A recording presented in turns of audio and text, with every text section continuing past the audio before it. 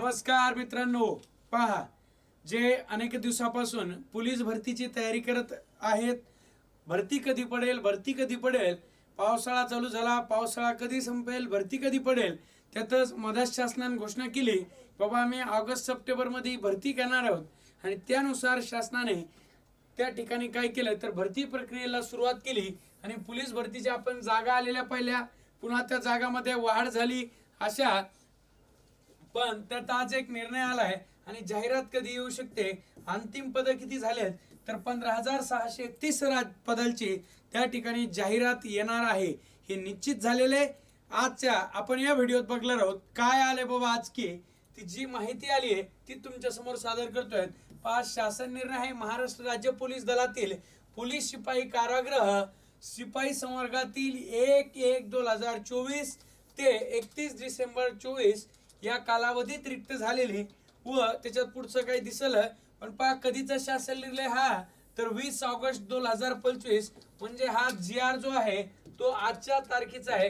मग आजच्या तारखेमध्ये काय झालंय तर आजच्या तारखेमध्ये घडलंय काय बघ भाऊ, जे पोलीस शिपायाचे 12,391 पद आहेत, त्याच्यानंतर चालकचे 234 आहेत, बँड्समनचे फक्त 25 आहेत, SRPF चे 2,393 आहेत आणि कारागृहाचे 580 आहेत, असे एकूण 15,631 पदांची ही जाहिरात आहे।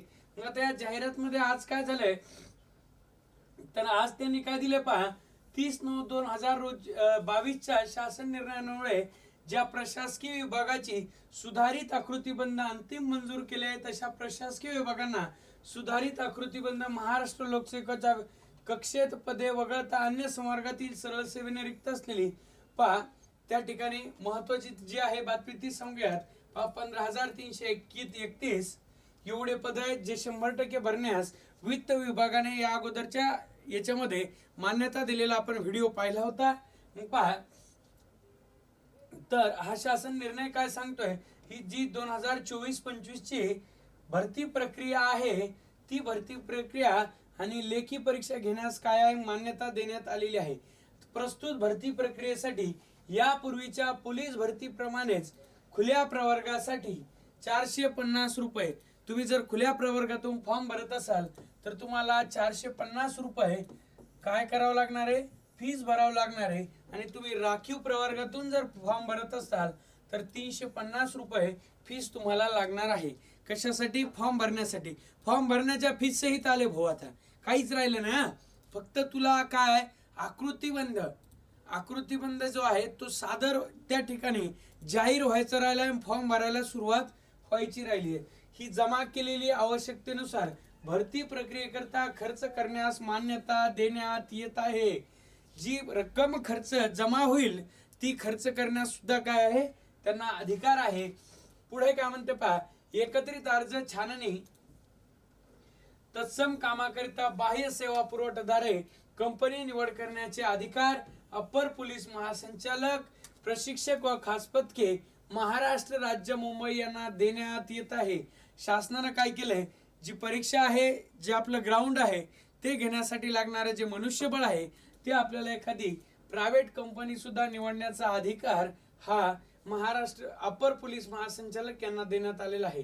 त्याच्यानंतर काय म्हणते पहा, सदरहून परीक्षा पद्धती अनुषंगाने शासनाने वेळोवेळी दिलेल्या सूचना आदेशानुसार पोलीस घटकांना सविस्तर सूचना देण्याकरिता पोलीस महासंचालक महाराष्ट्र राज्य यांनी परिपत्रक निर्गमित करावे। सदरची भरती प्रक्रिया पारदर्शक राबवण्याची व संनियंत्रण करण्याची संपूर्ण जबाबदारी पोलीस महासंचालक महाराष्ट्र राज्य मुंबई यांची राहील।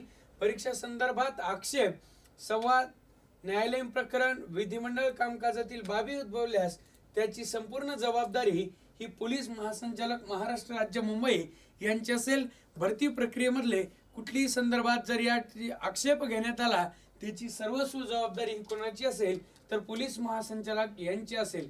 आता महत्वाची बातमी अशी आहे पहा, आपण त्या ठिकाणी हा GR आला, या अगोदर GR आला, GR वर GR येत राहिलेत, परंतु प्रत्यक्षात भरती कधी होईल तर भरती प्रक्रिया ज्या जिल्ह्यानुसार पद आहेत ते जिल्ह्यानुसार जो आकृतीबंध असतो तो आकृतीबंध जवळपास जिल्ह्यांचा तयार झालेला आहे.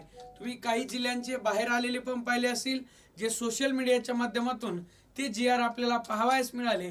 मग आता भरतीची जाहिरात कधी येईल, तर आपले जे संबंधित जिल्हा असेल, त्या जिल्ह्याचे आयुक्तालय असेल, आयुक्तालयाकडून असं समजतंय की ही भरती प्रक्रिया सप्टेंबर महिन्यामध्ये फॉर्म भरायला सुरुवात होणार आहे. सप्टेंबर महिन्याच्या पहिल्या आठवड्यात जाहिरात येऊ शकते. कधी जाहिरात येऊ शकते. आणि मग जाहिरात सप्टेंबरमध्ये येणार, तर 1 सप्टेंबरला जर जाहिरात आलीच तर 1 महिना हे फॉर्म भरण्यासाठी आपल्याला वेळ मिळणार आहे. 1 महिना फॉर्म भरायला वेळ भेटणार आहे.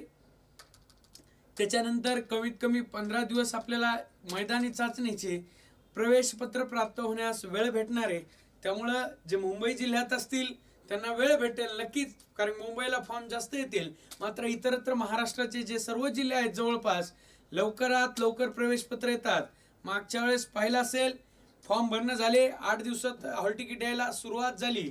काही छोटे जिल्ह्याचे त्या ठिकाणी म्हणजे सप्टेंबर महिन्यात जर फॉर्म भरायला सुरू झाले तर कदाचित ऑक्टोबर पर्यंत फॉर्म भरायला 1 महिना वेळ कंपल्सरी मिळतच असतो.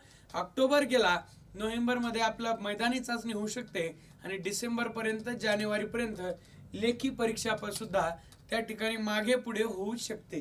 म्हणजे आपल्याकडं शेवटचे 4 महिने आपल्याकडे शिल्लक आहेत असं म्हणलं तर चालेल.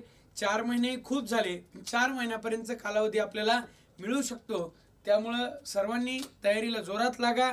आणि जोरात लागता लागता आज तारीख आहे 20 आणि आपल्या VK क्लासवर जी दणदणीत ऑफर आपण सोडली होती त्या ऑफरचा आजचा शेवटचा दिवस आहे. जो विद्यार्थी घ्यायचा राहिला असेल त्यांनी ती बॅच नक्की घ्या. चला थांबूयात, आपण भेटू पुढच्या व्हिडिओ काहीतरी नवीनच घेऊ.